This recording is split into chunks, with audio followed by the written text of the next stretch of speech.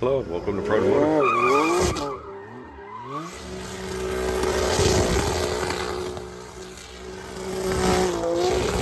Here today talking about some of the 3D printed stuff that we're working with, not the nylons, but actually metal. We're having a little fun with these and thought we'd show you. Here in front of me I've got some 996, 997 turbo headers. I've got individual flanges for lightweight. The next iteration I'm relieving the flanges like GT3 style. So the flanges will go lightweight so we can have a little fun with the 3D printing versus flat flanges. Of course, you can't do it without the logo. These happen to be going into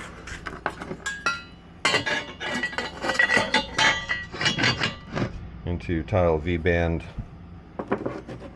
flanges, MV. Okay, hold on. There we go. This customer's running some GT3586 HTAs with some 0.82 tile V-band hot sides. So we'll have the appropriate flanges. We didn't have these printed, so we can use T3 flanges, tile flanges, Garrett, G25, G30 flanges, whatever we'd like. These particular headers are about 2 1/4 inch offset towards the rear of the car. The offset is to give you clearance for the turbos and the big compressor housings, usually 4-inch inducers. And with that, we're able to offset these, and all the factory lines and whatnot work real nice. I don't know if we can get down inside there. We can't really get the light going on in there. I got no flashlight, huh? How about we do it this way? Aha, there we go. Well, still can't see. The merge is beautiful on these things. I just can't get my camera to focus on it. The merge came out very nice. Hey, let's try these. Let's see. There it is. Got a really nice merge going on in there. Some of the fun things that you can do with 3D printing, all the fillets going on between the merges. We no longer have to run the larger tubing on the collectors because they're not having to weld them. But most everyone I've seen is all printing the collectors and the primaries and then ended up welding them. We decided we'd give it a shot, and we printed the things one piece.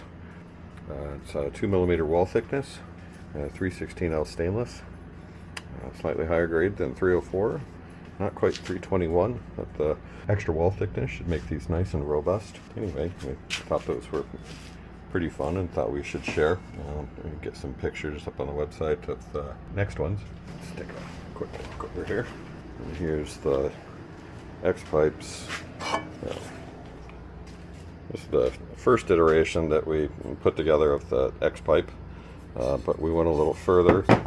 So the inside up inside of here is real nice. You can see it does have a merge, but it's also basically straight through,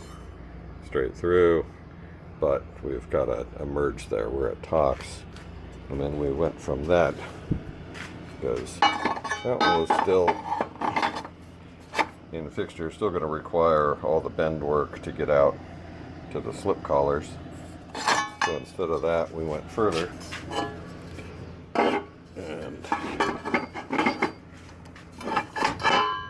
now we've brought them out so that we're the full slip fit, 3-inch going in on each side, basically a 6 1/4 inch piece from here to the slip collars. Slip collars get clamped onto the tips, get clamped onto the MagnaFlows, and away we go. Brackets and whatnot, but really fun pieces. We've really enjoyed this adventure with the 3D printing stuff.